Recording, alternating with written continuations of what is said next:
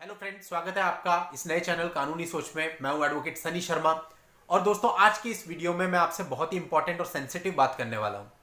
दोस्तों देखिए, बहुत तरह के अपराध होते हैं, लेकिन अपराध जगत में सबसे बड़ा मुकदमा जो माना जाता है वो 302 आईपीसी होता है, यानी मर्डर केस।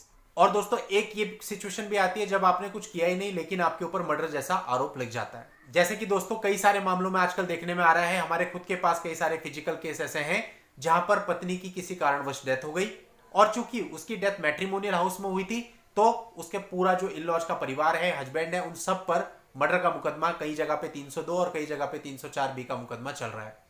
तो दोस्तों, अगर ऐसा किसी के साथ हो जाता है तो इस इवेंट को आप क्या कहेंगे? और ऐसा कोई सोच भी नहीं सकता। कई बार ऐसा होता है कि आपकी तरफ से ऐसी कोई इंटेंशन नहीं होती, बहुत सारे रीजन हो सकते हैं। देखिए, कई बार कोई सुसाइड कर लेता है, चाहे लड़का हो चाहे लड़की हो, उसके माइंड में क्या चल रहा है, क्या सोच के उसने सुसाइड किया, लेकिन सामने वाला यानी कि जो लड़की के परिवार वाले होते हैं वो इमोशंस में आकर के यही कहते हैं कि भाई इन्होंने ही कुछ किया होगा, और एक डाउट भी हो जाता है कि भाई शायद इन्होंने ही कुछ किया हो, तो लड़के का पूरा परिवार ऐसे में फंस जाता है। तो दोस्तों, ऐसा ही ये मामला बहुत ही इंपॉर्टेंट आज मैं लेटेस्ट मामला है जो आपके सामने रखने वाला हूं। इसमें पूरे परिवार के ऊपर मर्डर केस का चार्ज लग गया। अब पूरा परिवार मर्डर केस के चार्ज से कैसे बाहर आया, ऐसे जितने भी लोग जिन पे इस प्रकार का केस चल रहा है 304 बी का या 302 का, उन लोगों के लिए बहुत ही इंपॉर्टेंट वीडियो है दोस्तों। क्योंकि इस मामले का नाम सुनते ही लोगों को डर लगता है, क्योंकि एक सेक्शन, एक मेंटल प्रेशर अलग होता है। और दोस्तों, जिन लोगों के मेरे से केस चल रहे हैं, जिन लोगों को मैंने आज तक मर्डर केस के बारे में गाइड किया है, उन सबको मैंने कुछ चीजें बताई कि आपके केस में अगर भाई ये चीजें नहीं है तो आपको डरने की जरूरत नहीं है, और अगर इनमें से एक भी चीज है आपके खिलाफ जा रही है तो ऑब्वियसली फिर आपको डरना चाहिए, इसको बहुत सीरियसली लेना चाहिए। तो दोस्तों, आज आप सब लोग को, जनसाधारण को, मैं इसमें इस मर्डर केस यानी 302 और 304 बी आईपीसी, जिसमें कि वाइफ की मृत्यु इन लॉज के घर हो गई और पूरे इन लॉज फंस गए, और कैसे उससे बाहर आए, सब कुछ जजमेंट के साथ इस वीडियो में बताऊंगा। आखिरी तक बने रहिएगा, वीडियो को स्किप मत करना, क्योंकि दोस्तों बहुत ही इंपॉर्टेंट वीडियो है। और चैनल को सब्सक्राइब नहीं किया है भाई, तो इस चैनल को जरूर सब्सक्राइब कर लें, क्योंकि ये नया चैनल है और आप लोगों के सपोर्ट की इसमें जरूरत है। तो दोस्तों, मैं आपको बता दूं, देखिए, जब भी हमारे बच्चे होते हैं ना, सबसे पहली जरूरत होती है हम अपने बच्चों को समझा बुझाकर अपने कॉन्फिडेंस में रखें, उनके माँ बाप बनने से ज्यादा उनके फ्रेंड बने। क्योंकि दोस्तों, जब आप बच्चों की शादी करते हैं तो आज के समय पे देखिए हम इतने डेवलप हो चुके हैं, लेकिन फिर भी मेंटेलिटी हमारी ऐसी है कि अगर बच्चे कहते हैं कि मैं इससे शादी करना चाहता हूं, लेकिन उसकी कास्ट अलग है, तो कई बार हम कास्ट के बेस पे, कई बार किसी और चीज के बेस पे बच्चों को एकदम से इग्नोर कर देते हैं।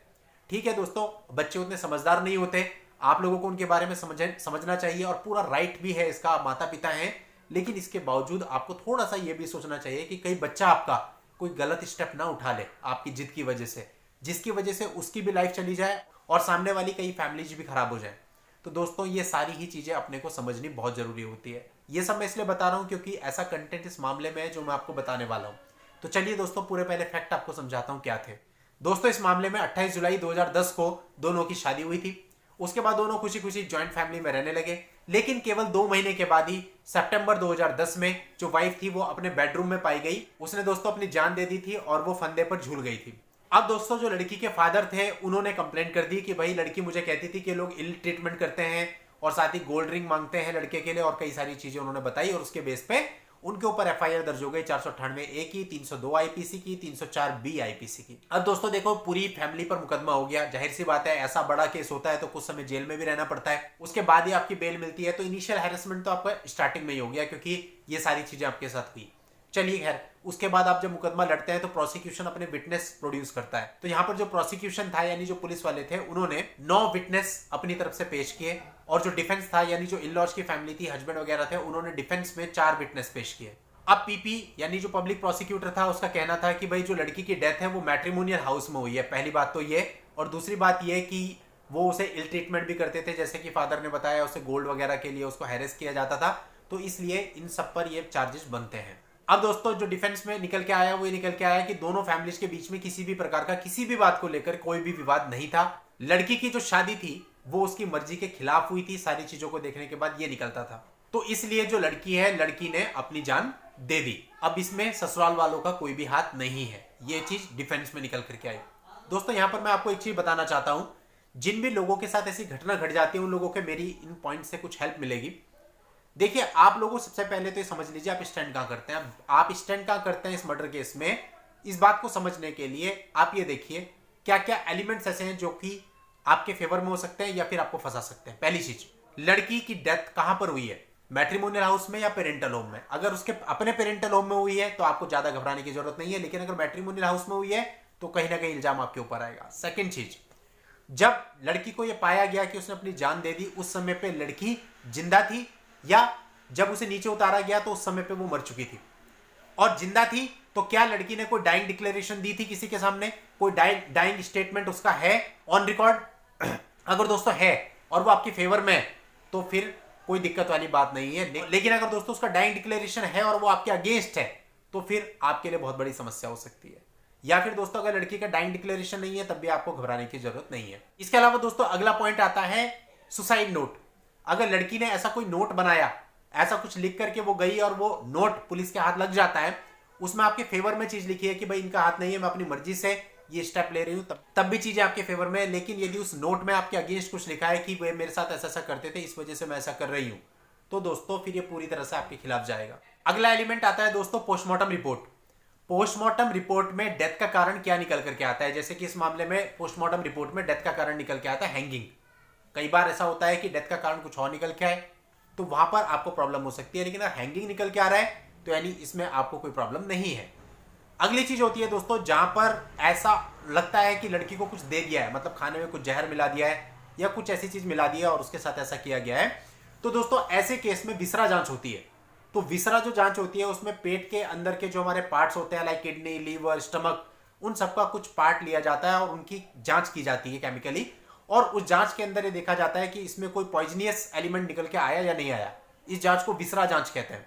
तो दोस्तों जो विसरा जांच होती है, विसरा जांच के अंदर अगर ये चीजें निकल के आती हैं कि कोई पॉइजनियस सब्सटेंस वहां पे था तो फिर चीजें आपके खिलाफ जाती हैं। और यदि विसरा जांच भी क्लियर आती है कि उसके पेट में ऐसा कोई एलिमेंट नहीं पाया गया जो पॉइजनस हो, तो ये चीज भी कहीं ना कहीं आपके फेवर में आती है। इसके बाद दोस्तों अगला एलिमेंट आता है कि लड़की को यदि उतारने के बाद लड़की जिंदा थी तो उसको हॉस्पिटल कौन लेके गया? यदि आप उसको खुद हॉस्पिटल लेके गए तो कहीं ना कहीं आपका कंडक्ट शो करता है कि जैसे आपको पता चला आप हॉस्पिटल लेके भागे, आपने पूरी मशक्कत करी, उसको बचाने का पूरा प्रयास किया, तो ये कंडक्ट भी कोर्ट देखती है। तो कुल मिला के क्या क्या बातें हो गई? उसकी डेथ कहां पर हुई, उसका कोई डाइंग डिक्लेरेशन है या नहीं है, उसका कोई सुसाइड नोट है या नहीं है, उसकी पोस्टमार्टम रिपोर्ट क्या कहती है, उसकी विसरा जांच की रिपोर्ट क्या कहती है, और उसको हॉस्पिटल कौन लेकर के गया था। तो दोस्तों इतनी सारी चीजें होती हैं 304B के केस में। अगर ये सारी चीजें जैसे मैंने बताया आपके फेवर में है तो आपको घबराने की जरूरत नहीं है, लेकिन अगर इनमें से कोई भी चीज आपके अगेंस्ट है तो डेफिनेटली फिर ये आपके लिए बहुत ही सीरियस मैटर है। चलिए दोस्तों अब हम इसी मुद्दे पे आ जाते हैं जो जजमेंट की हम बात कर रहे थे। अब इसमें कोर्ट ने ना न्यूरोलॉजिस्ट से भी संपर्क किया, जिस न्यूरोलॉजिस्ट से उस लड़की का इलाज काफी पहले से चल रहा था। तो उसने कोर्ट को बताया कि 2005 से लड़की स्ट्रेस में थी और ये बहुत ही सेंसिटिव लड़की थी। तो दोस्तों जितनी भी चीजें ऑन रिकॉर्ड आई, सारे गवाह, सारे विटनेस, सारे डॉक्यूमेंट्री एविडेंस और दोनों पक्षकारों के जो काउंसिल थे उनकी बहस, उनके आर्ग्यूमेंट को सुनने के बाद कोर्ट इस नतीजे पर पहुंची कि केवल इस वजह से कि लड़की की जो डेथ है वो मैट्रिमोनियल होम में हुई है, शादी के 2 महीने जस्ट बाद, पूरे परिवार को इतने बड़े चार्ज में नहीं लाया जा सकता। अगर आप सारे रिकॉर्ड्स को देखें, सारी चीजों को देखें तो कहीं से भी साबित नहीं होता जो हस्बैंड या उसकी फैमिली वाले हैं उन्होंने ऐसा कृत्य किया है। बल्कि ये निकल के आता है कि जो लड़की थी वो एजुकेटेड थी, आगे पढ़ना चाहती थी, लेकिन उसकी जो शादी थी वो जल्दबाजी में पेरेंट ने कराई थी और जिसकी वजह से वो उस शादी से खुश नहीं थी और उसने परेशान होकर के सुसाइड किया, अपनी मर्जी से अपनी जान दी, जिसमें किसी का कोई हाथ नहीं है। और इन-लॉज और हस्बैंड सबको इन सारे ही चार्जेस से 498A, 302, 304B सबसे मुक्त कर दिया गया। तो दोस्तों इस प्रकार से बॉम्बे हाई कोर्ट का ये जजमेंट है जो कि बहुत ही इंपॉर्टेंट है। और दोस्तों इस तरह की दुर्घटना किसी के साथ भी हो सकती है, किसी के घर भी हो सकती है। और साथ ही मैं आपको एक बार और अपील करना चाहूंगा कि दोस्तों अपने बच्चों को समझिए, अपने बच्चों का भला बुरा जरूर सोचिए, लेकिन इतना ज्यादा प्रेशर भी उनके ऊपर मत डालिए कि वो इस तरह का कोई कदम उठा लें, खुद की भी जान चली जाए और फैमिलीज भी बर्बाद हो जाए। दोस्तों और डिटेल में आप इस जजमेंट को पढ़ना चाहते हैं, आपको इसका लिंक इस वीडियो के नीचे डिस्क्रिप्शन में मिल जाएगा, वहां जाकर के आप इस जजमेंट को पढ़ के पूरी जानकारी भी ले सकते हैं। नेक्स्ट वीडियो में नई लीगल जानकारी के साथ मैं आपसे फिर मिलता हूं, तब तक के लिए goodbye and thank you for watching, take care.